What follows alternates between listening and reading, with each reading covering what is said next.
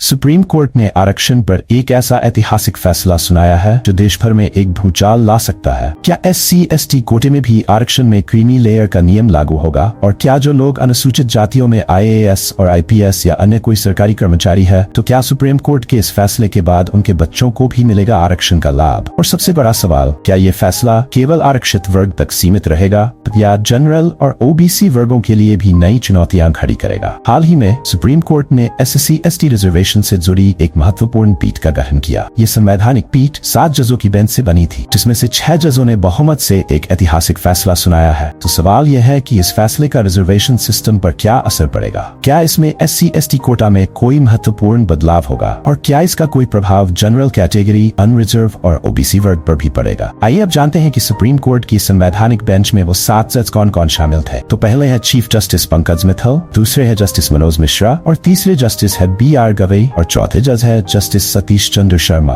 और पांचवे है जस्टिस DY चंद्रचूड़ साहब और इसमें छठे और सातवें है जस्टिस विक्रम नाथ और जस्टिस बेला त्रिवेदी मैम। तो इन जजों ने यह फैसला लिया। क्या आप जानते हैं कि हाल ही में जजों के बीच SC/ST कोटा के संवैधानिकता को लेकर क्या चर्चा हुई? चलिए विस्तार से समझते हैं कि इस महत्वपूर्ण मामले में कोर्ट ने क्या कहा। पहले बात करते हैं कि SC/ST कोटा संवैधानिक है या नहीं। जस्टिस DY चंद्रचूड़ और जस्टिस मिश्रा ने इस पर सहमति जताई, लेकिन क्या SSC कोटे में क्रीमी लेयर का फार्मूला लागू करना चाहिए? जस्टिस चंद्रचूड़ और जस्टिस मिश्रा इस बारे में चुप्पी साधे हुए हैं। और अब परिवार की एक ही पीढ़ी को रिजर्वेशन मिलने के सवाल पर क्या दूसरी पीढ़ी को इसका लाभ नहीं मिलना चाहिए? जस्टिस पंकज मित्तल इसके समर्थन में है, जबकि चंद्रचूड़ साहब, मिश्रा साहब, जस्टिस नाथ साहब और शर्मा साहब इस पर कोई टिप्पणी नहीं करी है। इसके विपरीत justice BR Gavai, justice Pankaj Mittal, justice Vikram Nath और जस्टिस सतीश चंद्र शर्मा इस बात से सहमत है कि SC और ST कोटा संवैधानिक है और SC कोटे में क्रीमी लेयर का सिद्धांत लागू होना चाहिए। वहीं जस्टिस बेला त्रिवेदी इससे असहमत है। SC और ST कोटे में क्रीमी लेयर फार्मूला लागू करने के खिलाफ है। अब आइए इस मामले की पूरी कहानी पर नजर डालते हैं। पंजाब सरकार ने 2006 में एक कानून बनाया था। इस कानून के सेक्शन 4 सबसेक्शन 2 में कहा गया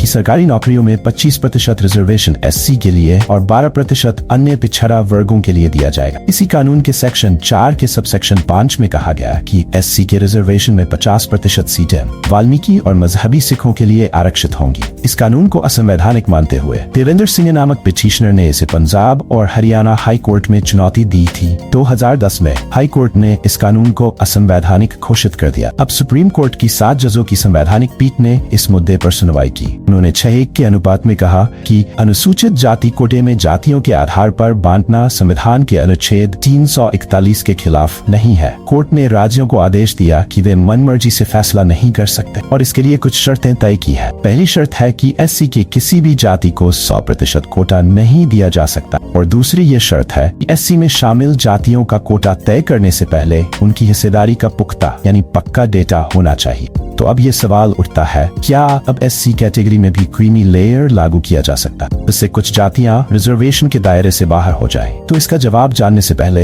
जिनको क्रीमी लेयर के बारे में नहीं पता कि ये क्या होता है, तो मैं उन्हें बता दूं कि क्रीमी लेयर से ये मतलब है कि वह वर्ग जिसने आर्थिक और सामाजिक रूप से प्रगति कर ली। क्रीमी लेयर के दायरे में आने वाले लोगों को रिजर्वेशन का लाभ नहीं दिया जाता। 1990 के दशक में मंडल आयोग की रिपोर्ट के बाद OBC अन्य पिछड़ा वर्ग के रिजर्वेशन में क्रीमी लेयर का नियम लागू किया गया। इसी तरह अब सुप्रीम कोर्ट ने SC यानी अनुसूचित जाति कैटेगरी के लिए भी राज्यों को अधिकार दिया है कि वे जातियों के वर्गीकरण कर सके। तो जस्टिस गवई के अनुसार इस वर्गीकरण में किसी एक सब कैटेगरी को 100% आरक्षण नहीं मिल सकेगा। क्रीमी लेयर का सिद्धांत व्यक्तिगत आधार पर लागू होता है, जातियों पर नहीं। इसका मतलब है कि किसी एक परिवार को क्रीमी लेयर में शामिल होने के आधार पर आरक्षण से बाहर नहीं किया जा सकता। इस फार्मूले के अनुसार किसी जाति को SC आरक्षण से बाहर करना मुश्किल होगा। सुप्रीम कोर्ट के 7 में से 4 जजों ने कहा है कि राज्य सरकारें OBC की तरह SC रिजर्वेशन में भी क्रीमी लेयर की पहचान कर सकती है। इसका मतलब यह है कि अब राज्य सरकारों पर निर्भर करेगा कि वे अनुसूचित जातियों को क्रीमी और नॉन क्रीमी लेयर में बांटना चाहती हैं या नहीं। तो जस्टिस पंकज मित्तल ने कहा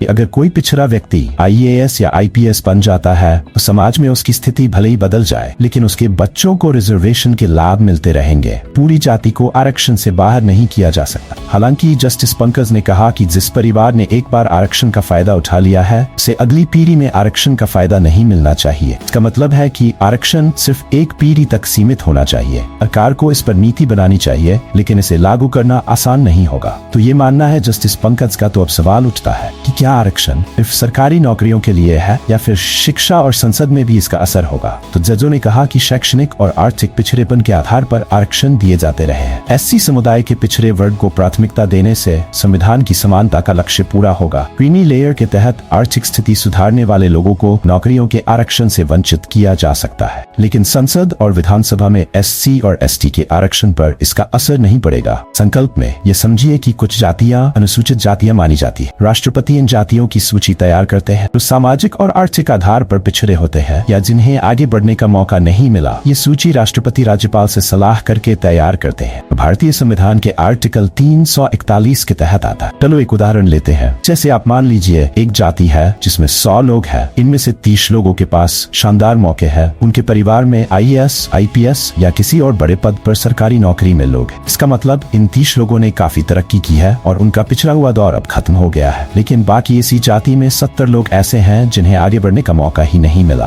तो इस पर अब सुप्रीम कोर्ट ने एक नया फैसला सुनाया है। इसका कहना है कि जिन 70 लोगों को उसी जाति में मौके नहीं मिले उन्हें अब फायदा मिलना चाहिए, और जो 30 लोग पहले से ही फायदा उठा चुके हैं उनके परिवारों को बार बार वही लाभ नहीं मिलता रहना चाहिए। अब सवाल यह है कि क्या इससे पहले भी कभी ऐसा प्रयास हुआ है? तो इसका जवाब है हाँ, ऐसा कुछ जगहों पर हुआ है। जैसे एक मामला है पंजाब का, जहाँ पर 2006 में पंजाब ने एक कानून बनाया जिसमें अनुसूचित जातियों में वाल्मीकि और मजहबी सिखों को 50% आरक्षण देने की बात कही गई थी। लेकिन 2010 में पंजाब और हरियाणा हाई कोर्ट ने इसे असंवैधानिक घोषित कर दिया और कानून को खत्म कर दिया। और दूसरी जगह है जहाँ पर ये हुआ था, वो है आंध्र प्रदेश का मामला। तो आंध्र प्रदेश में भी एक बार ऐसा ही हुआ था। वहाँ विधानमंडल ने अनुसूचित जातियों को उप समूहों में बांटने का कानून बनाया। इसका उद्देश्य था कि कुछ विशेष वर्ग को शैक्षिक संस्थानों और सरकारी नौकरियों में 15% आरक्षण मिले। लेकिन 2005 में सुप्रीम कोर्ट ने इस कानून को भी असंवैधानिक करार दे दिया। अब आते हैं तीसरे मामले पर, जो कि बिहार राज्य में 2007 में अनुसूचित जातियों के लिए विशेष रिजर्वेशन देने के लिए महादलित आयोग का गठन किया था। इस आयोग ने बताया कि बिहार में लगभग 10% महादलित समुदाय है। 2010 विधानसभा चुनाव से पहले नीतीश कुमार ने एससी कोटे के भीतर महादलितों के लिए अलग से रिजर्वेशन देने की कोशिश की, लेकिन वे सफल नहीं हो पाए। इसके बाद उन्होंने महादलितों को